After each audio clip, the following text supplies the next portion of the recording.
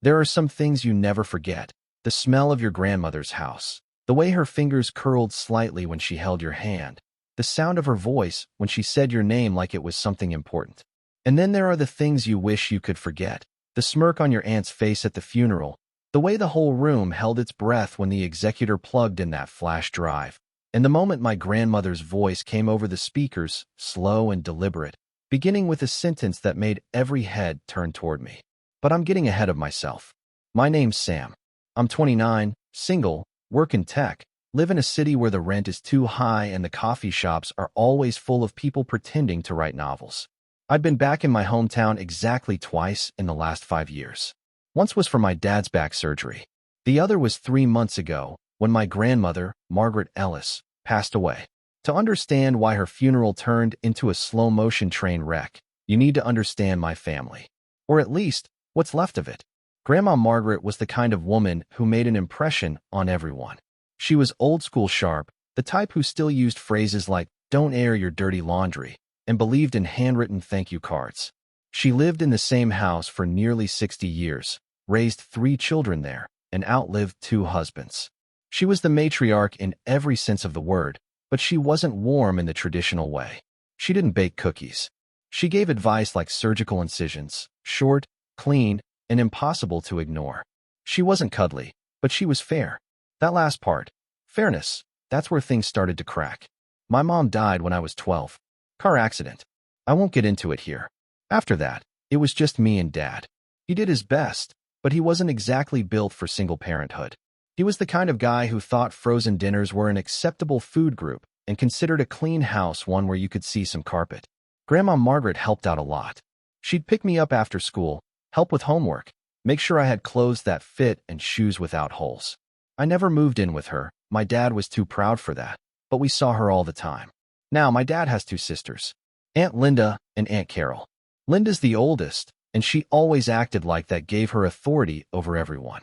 She married rich, had 2 kids, and always had this air of judgmental superiority, like the rest of us were just extras in her personal movie.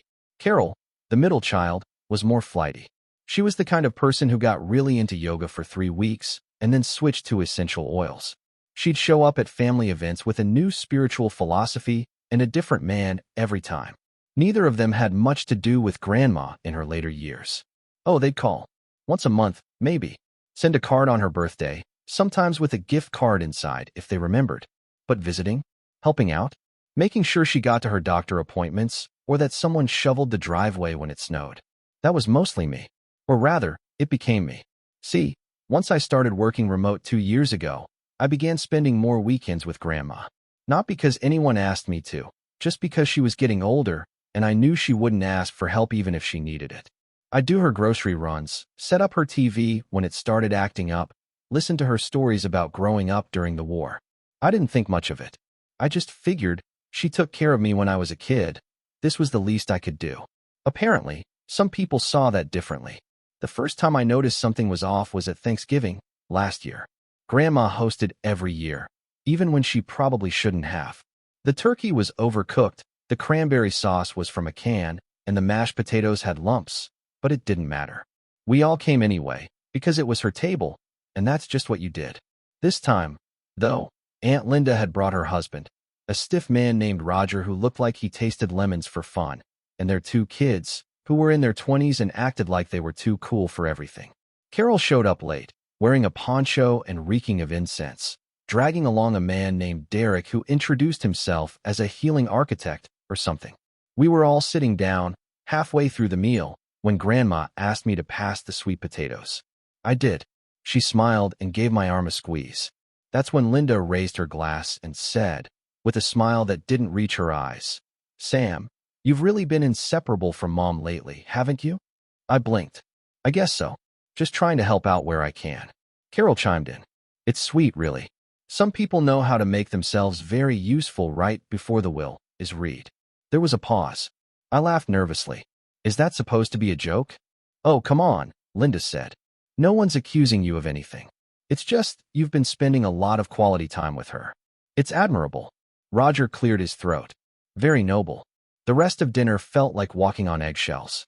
Grandma didn't say anything, but her mouth got tight, the way it always did when she was angry but holding it in. Later that night, as I was helping her put away the dishes, I asked, "Did that feel weird to you?" She gave a small shrug. "They've always been threatened by anyone who gets more of my attention than they do." I wasn't trying to. "I know you weren't," she said, and patted my shoulder. "That's the difference." I didn't bring it up again, but I noticed how, after that dinner, Carol stopped calling altogether. Linda still sent texts to Grandma now and then, but they were shorter, less frequent, like they were checking a box.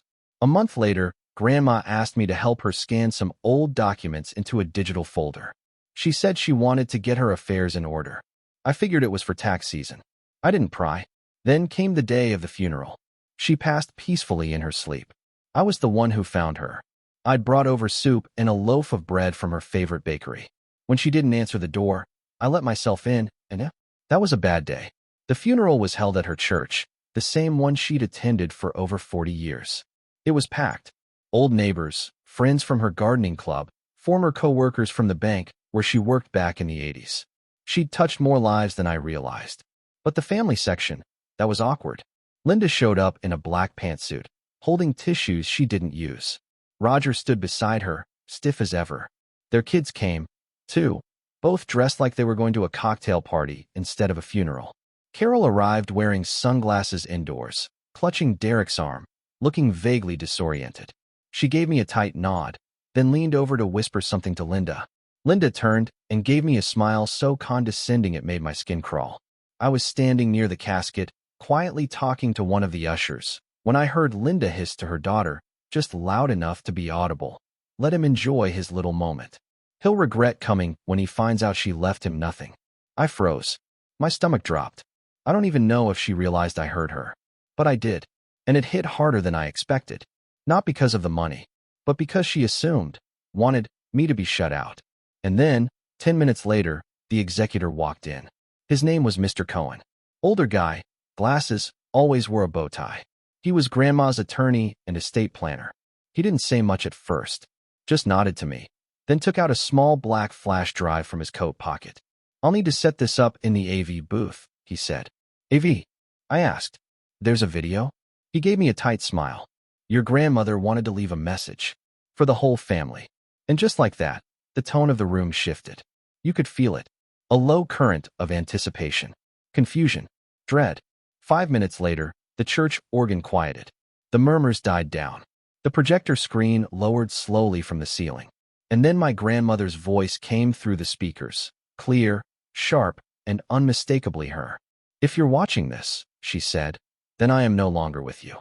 Which means I am finally free to speak my mind." You could have heard a pin drop. She paused, and then she said one sentence that made the entire room freeze. Especially my aunts. Especially me. Because what she said was, "Before I tell you what I've left each of you, let me tell you what you never knew about me." And that is when everything started to unravel. The moment my grandmother's voice filled the church, something in the room changed. You know how people shift in their seats when they're suddenly uncomfortable?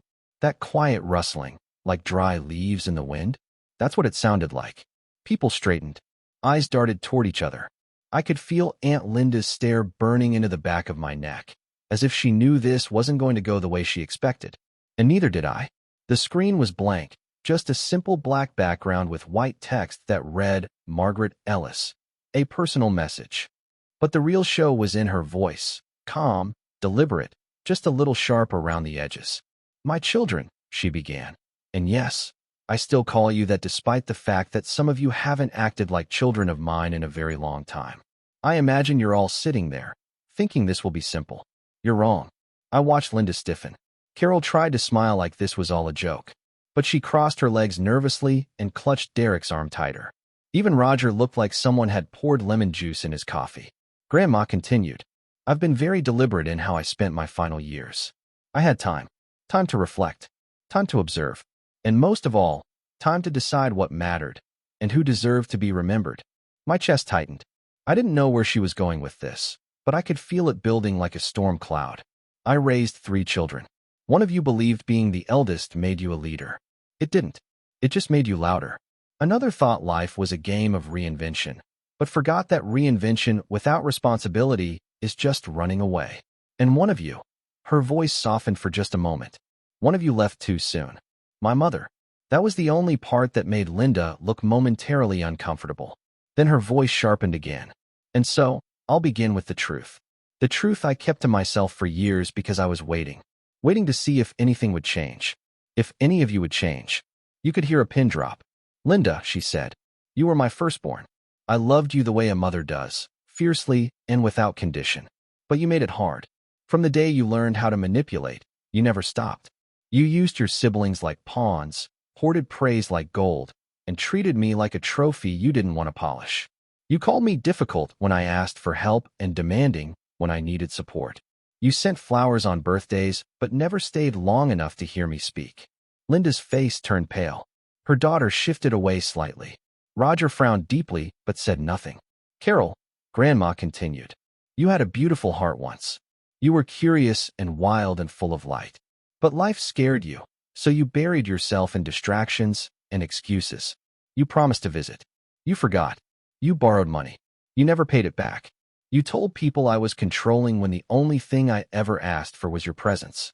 Carol opened her mouth like she was going to say something, maybe even yell, but then she didn't. She just sat there, eyes wide behind her sunglasses, fingers trembling slightly. The video paused, just for a second. A breath. Then Grandma's voice returned, softer this time. And then there's Sam. My heart stopped. You were never supposed to be my responsibility. But after your mother, my sweet, brave Sarah, passed, I couldn't stand by. I watched your father try his best, but I saw what you needed. So I stepped in. And you never made me regret that. My eyes started to sting. I kept my head down. I didn't want to look at anyone. You gave me time. Laughter. Company. You didn't treat me like a burden. You treated me like a person. That mattered more than anything else. She paused again. And that is why I made the decisions I did. There was a murmur. Shuffling. Whispers. But then, the video stopped. Abruptly.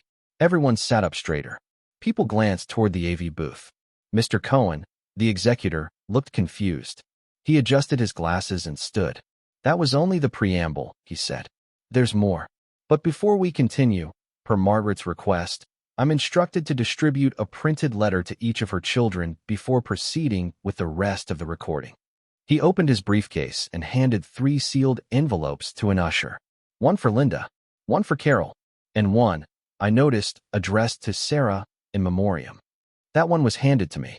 Linda tore hers open immediately, like it was a race. Carol waited, then slowly slid a manicured finger under the seal. I opened the one for my mother. It was short, just a paragraph, handwritten in the neat, looping style Grandma always used. Sarah, if you were still here, I would have given you everything. But since you're not, I give it to your son. He is the best of both of us. I don't remember breathing after that.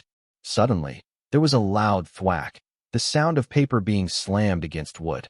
Linda had stood up, her letter clenched in one hand. This is outrageous, she snapped. She's senile. She was manipulated. This is insane. The room recoiled.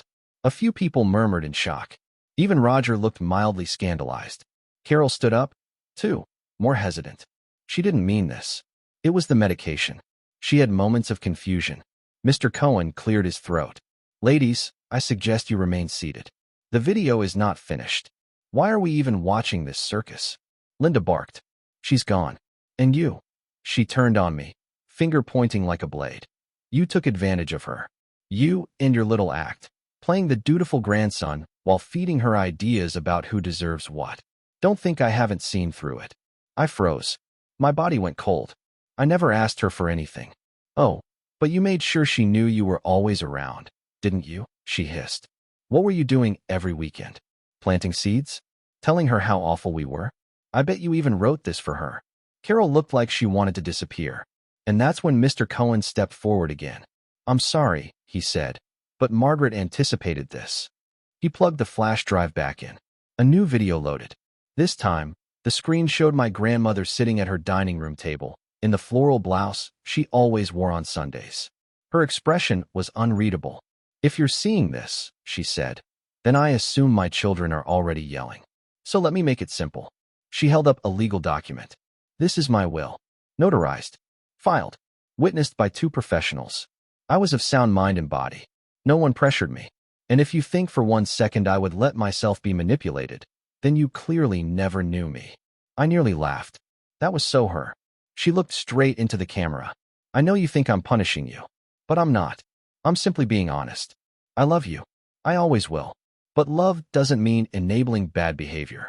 It doesn't mean rewarding absence. And it definitely doesn't mean sharing equally with people who gave unequally. She reached for something out of frame. A small wooden box. She opened it. Inside were 3 items, a ring, a key, and a USB stick. I am giving each of you something meaningful. Linda, you get the Ellis family ring. It's been passed down through generations.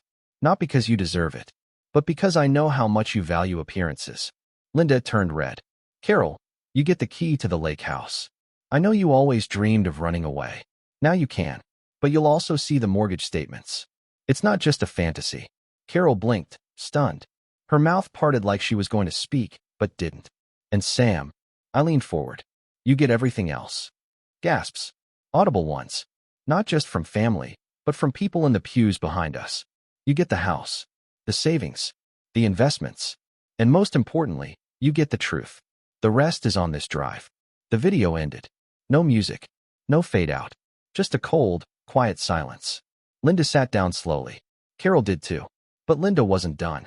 She turned to me, her voice low but shaking with rage. You'll regret this. I didn't know what to say. I didn't even know what I felt.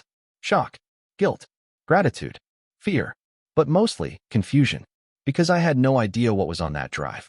Until later that evening, when I plugged it in. And what I found changed everything, not just for me, but for the entire family.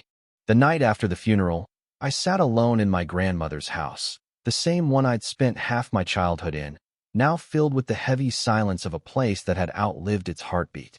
Her floral curtains swayed gently in the breeze coming through the cracked window in the kitchen. I hadn't changed the calendar yet. It was still turned to the month she passed. April. The last square had a note in her handwriting. Sam brings soup. My throat tightened. I hadn't cried at the funeral. Not when the video played. Not when Linda hissed her threat. But now, staring at that simple line, my vision blurred. I sat down at the dining table, the same place Grandma had filmed that last video, and pulled out the small USB stick the Executor had handed me after everyone left. He'd given me a quiet nod and said, "She wanted you to watch this alone. When you're ready." I wasn't ready, but I plugged it in anyway. There were folders, dozens of them, labeled with names, dates, even scanned documents. Family history, letters, photos, final wishes, truths. I clicked on one titled simply, "For Sam." It was a video. My grandmother, this time wearing her old blue cardigan, was sitting in her sunroom. Light filtered in through the glass, casting soft shadows across her lap. She looked older than she had in the other videos, tired, but peaceful. "Hi, sweetheart," she said, her voice gentler than it had been during the will video. "If you're watching this, then everything's already been said and done, and I imagine you're feeling overwhelmed, maybe even guilty. Don't. You didn't ask for any of this, but you earned it, and more importantly, you deserve it." She smiled. "I've left you everything, not to burden you, but to free you. There are things I couldn't say while I was alive, not because I didn't want to, but because I was waiting for the right time. And now, I think it's time you knew the whole truth." She leaned forward slightly, like she was telling me a secret. "I was never supposed to raise 3 children. Your grandfather wanted 2. But Linda wasn't planned. And I think I knew, even before she turned 5, that something in her had hardened early. I tried to reach her, I did. But she always needed to be the smartest, the best, the first. And when she wasn't, she punished everyone around her for it. I sat still, watching the screen like it might burn through me. Carol was different. Sensitive, gentle once. But she let the world scare her. And instead of standing firm, she ran. Into boys, into bad habits, into whatever new thing promised to fix her without effort. She sighed softly. Your mother was the best of us. She had compassion, patience. She never saw people as problems to solve, just hearts to understand. Losing her broke me, Sam. But gaining you, watching you grow, seeing her in your smile, in your sense of right and wrong, that gave me hope again. She leaned back in her chair. There's more on this drive. Letters, bank information, a full list of assets, and instructions on how to manage them. But what matters more is what you do after. She paused. Her eyes grew sharper. I know your aunts. They won't take this lying down. They'll call you names. Say I was manipulated. They might even try to contest the will. Let them. You don't owe them anything. Not a cent. Not an explanation. But you do owe yourself a life you can be proud of. So live it. Boldly. She reached toward the camera, as if to turn it off, but stopped. One last thing. Oh, and check the box in the attic. The one with your name on it. You'll know it when you see it. The video ended. I just sat there for a while, the weight of it all pressing down on my chest like a stone. And that's when the call started. Linda was first. I let it go to voicemail. Sam, this is ridiculous. You don't understand how these things work. You're young. You don't know the pressure that comes with managing an estate like this. Let's meet. Just you and me. We'll talk. Privately. Then Carol. Hey, sweetie. I think there's been some misunderstanding. You know how Grandma was near the end, maybe not entirely lucid.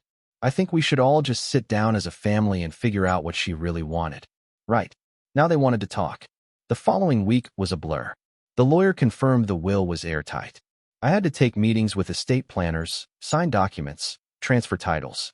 It felt like I was playing dress-up in an adult world I didn't belong to. One moment I was eating leftovers on my couch. The next I was sitting in a bank office being told I now had considerable assets. But instead of feeling powerful, I felt hollow. The grief hit me like a freight train that second week. I stopped answering calls. Stopped checking my email. I moved into Grandma's house temporarily because I couldn't bring myself to leave it empty. The days blurred together. I didn't open the attic box. Not yet. Then one morning, I walked out to check the mail and found Roger on the porch. He stood there, briefcase in hand, suit perfectly pressed, like he was conducting some hostile negotiation. We need to talk, he said. I don't think we do. He stepped forward anyway, his voice low. You have an opportunity here. To show goodwill. To be the bigger person. No one's asking you to give up everything. Just consider what's fair. I crossed my arms. You mean what's fair to you? She raised 3 kids, he said. She had 3 families. Don't you think splitting it evenly would honor that? No, I said. I think what honors her is doing what she asked. And she was very clear. His jaw clenched. You'll regret this. I laughed. Funny. That's what Linda said, too. He turned and walked off, but not before muttering. You don't know who you're messing with. The legal threats started 2 days later. Emails. Formal letters.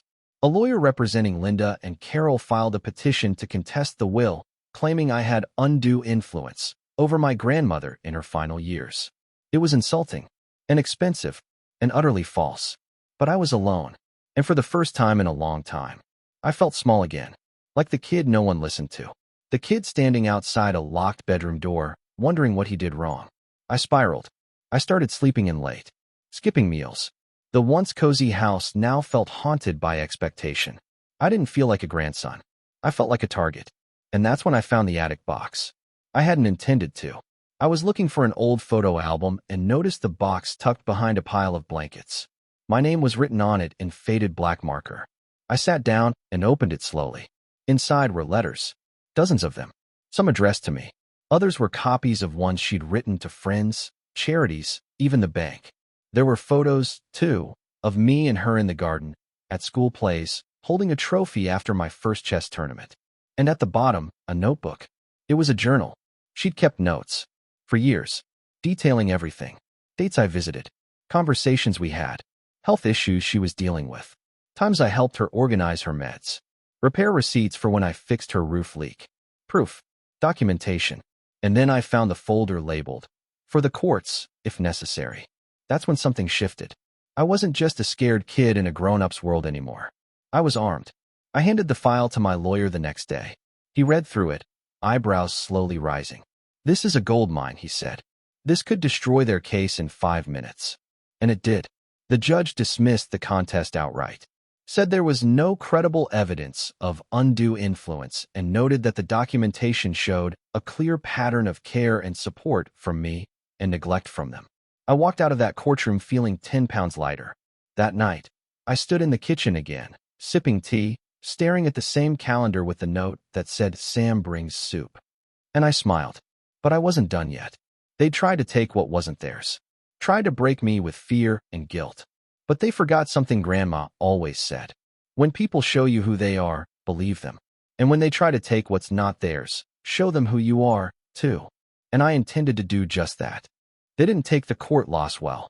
The very next morning after the case was dismissed, I woke up to find two things: a dead rose bouquet on the porch and a voicemail from Carol saying, "We're not done." No context, no hello. Just 3 bitter words. But she was wrong. They were done. Now it was my turn. See, until that moment, I hadn't been thinking about revenge. I just wanted peace, closure, to grieve in my own way and carry out my grandmother's final wishes. But when they tried to rip that from me, when they smeared my name, dragged me through court, and made me relive her final years like I had something to be ashamed of, something in me snapped. Grandma had given me power, but now it was time I used it. And I knew exactly where to start. Her house wasn't just her home, it was her history, a fortress of memories. Every room had a story, every drawer a hidden time capsule. But it was also filled with papers, receipts, photos, and most importantly, leverage. I spent the next 3 weeks combing through every box, every shoebox tucked under beds, every folder behind bookshelves. And what I found was fuel. Let me explain. Linda, the eldest, the successful one, had always flaunted her social standing like a badge of honor. President of her neighborhood board, donor to the local museum, treasurer for the town's charity gala. Her image was everything. And Grandma? She had kept everything, including notes from past conversations with Linda, complaints about borrowing money that was never paid back, copies of bounced checks, a 2-page letter where Grandma begged her to stop using her name to co-sign for lines of credit. Then there was Carol. Sweet, chaotic Carol. She was always the flaky one, but I hadn't known how deep it went. Buried in a file labeled Carol Loans was a stack of IOUs. Scribbled notes saying things like, "I swear I'll pay you back, Mom, and just $2,000 to get through this month." Some were 30 years old. The total, once I added it all up, was over $72,000. There was even a spreadsheet Grandma had made, complete with dates and reasons for each transfer. A few were circled, with notes like casino or dubious boyfriend, but it wasn't just financial evidence. It was a window into who they really were, not who they pretended to be when people were watching. And people were watching. Remember that lake house Carol got in the will? Turns out, she didn't even know it had a mortgage. Grandma had been paying the monthly balance to keep it afloat. And when I checked the deed, I realized something interesting. While Carol was named the recipient in the will, the house itself wasn't transferred directly to her yet, because she had to clear the mortgage first. Carol, the dreamer, the escape artist, was now stuck with a house she couldn't afford and couldn't sell without my signature. I now held the note on the property. Meanwhile, Linda had the Ellis family ring, which at first seemed like a symbolic throwaway. But then I found an insurance appraisal in Grandma's files. Turns out that symbolic ring was a rare 18th century heirloom, valued at just under $65,000. And Linda hadn't wasted any time getting it appraised again. I knew because I called the jeweler myself. That's when the idea began to form. I wasn't going to scream, or threaten, or throw lawsuits their way. I was going to do what Grandma would have done. I was going to expose them, but slowly, elegantly, with a smile. The first step was making it seem like I was moving on. I posted a public thank you letter in the local newspaper, the same one Grandma used to subscribe to. In it, I thanked the community for attending her funeral, mentioned how grateful I was for her support, and included a small paragraph about her generous legacy and how I intended to preserve it through something she always wanted: the Ellis Foundation. It wasn't a lie. She had talked about starting a charity, something small, community-focused. I just never thought I'd be the one to create it. But now, it was the perfect shield. The Ellis Foundation would be used to fund scholarships for kids in the town, especially those from single-parent households. I set up a website, a mission statement, a clean, elegant logo, and then I made an announcement. We'd be hosting a garden dedication in her name, a grand reopening of the Ellis Garden, on the plot behind her house she'd always dreamed of restoring. A public event, invitations sent, local news attending, and of course, both of my aunts were invited. They couldn't resist, not because they wanted to honor Grandma, but because they couldn't bear to be seen not honoring her, especially now that the local papers had picked up the story about young man inherits estate, starts charitable foundation in beloved grandmother's name. I hired a landscaper to overhaul the garden, cleaned it up, added a stone pathway, planted her favorite flowers.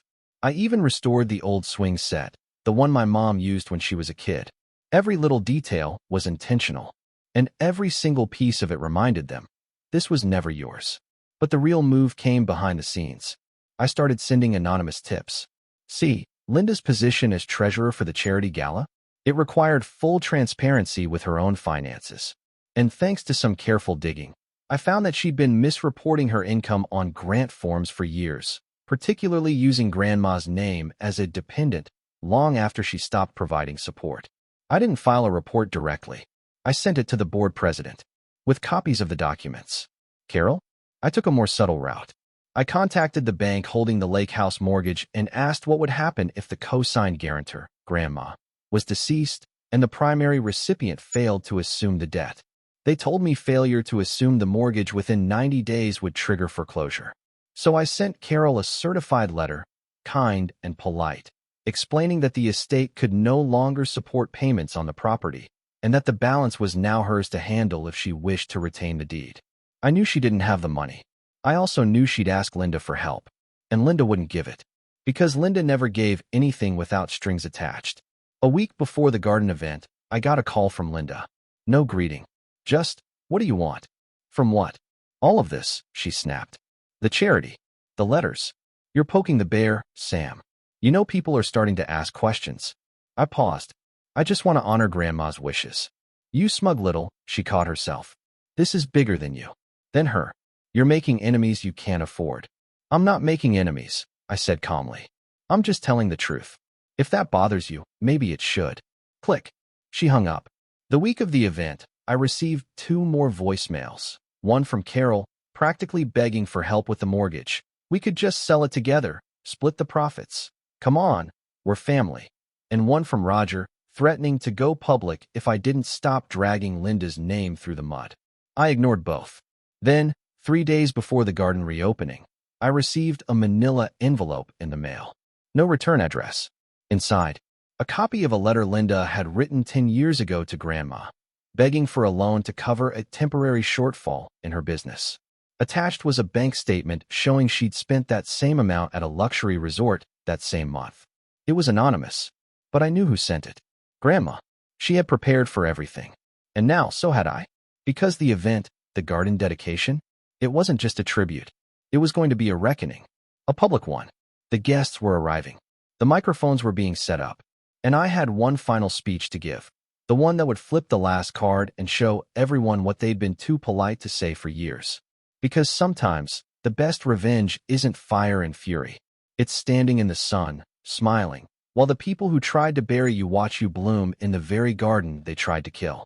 The morning of the garden dedication, the sun rose like it knew what was coming. It was warm but not too hot, the kind of day where the breeze carries just enough movement to make the air feel alive.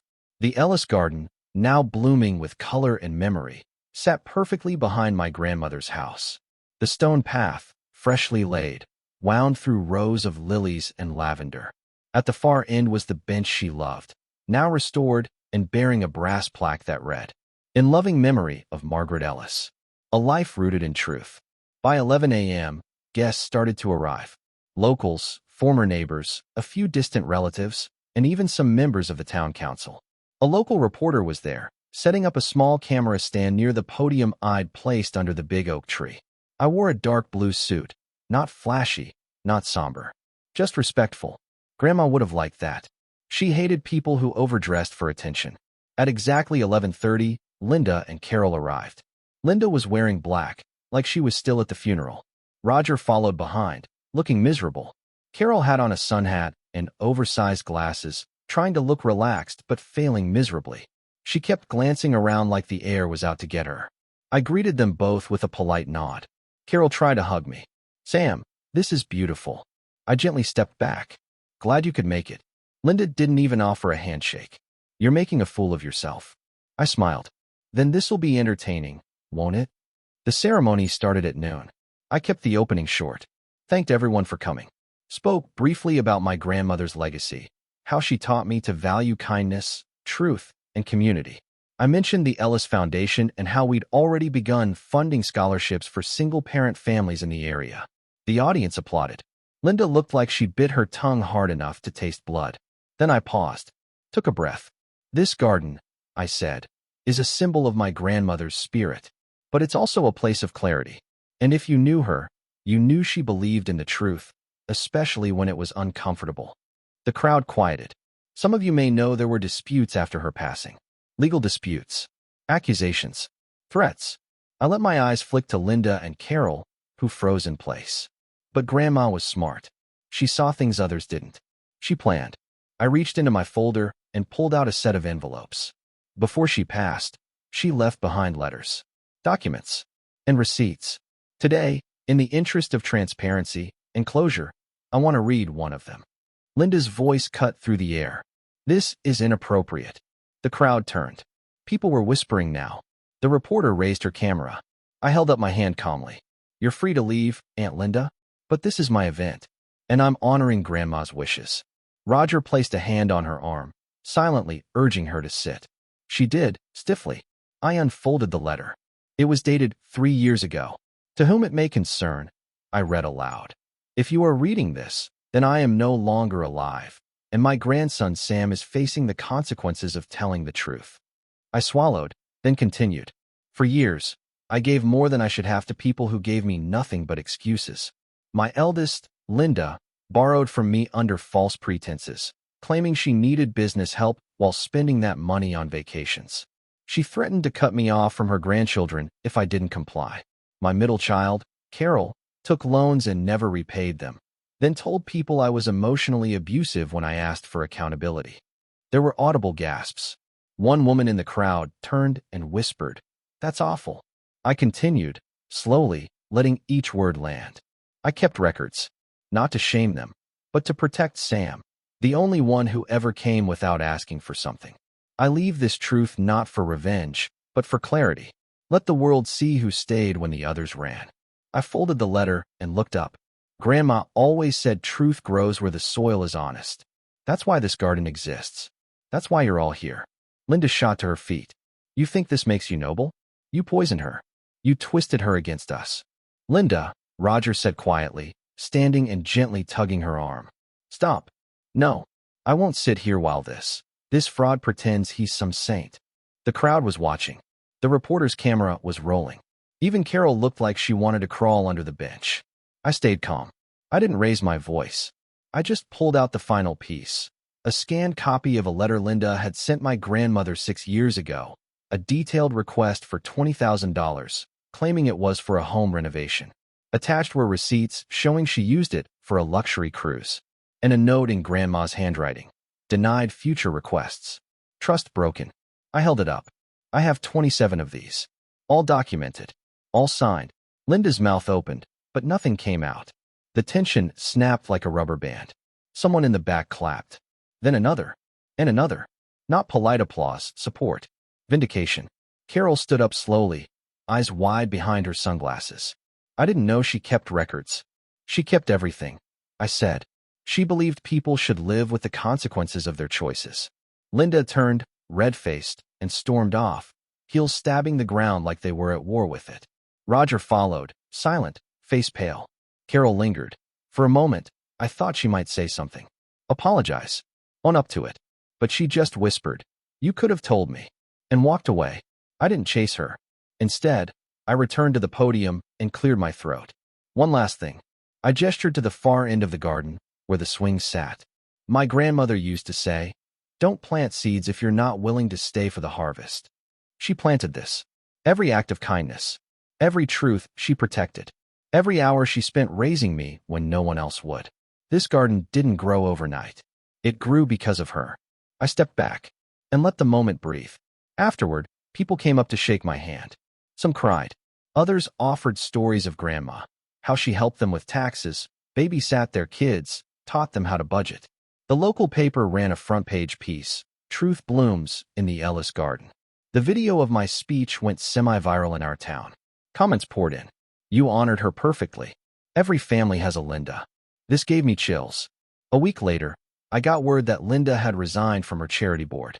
Carol defaulted on the lake house mortgage. The bank repossessed it.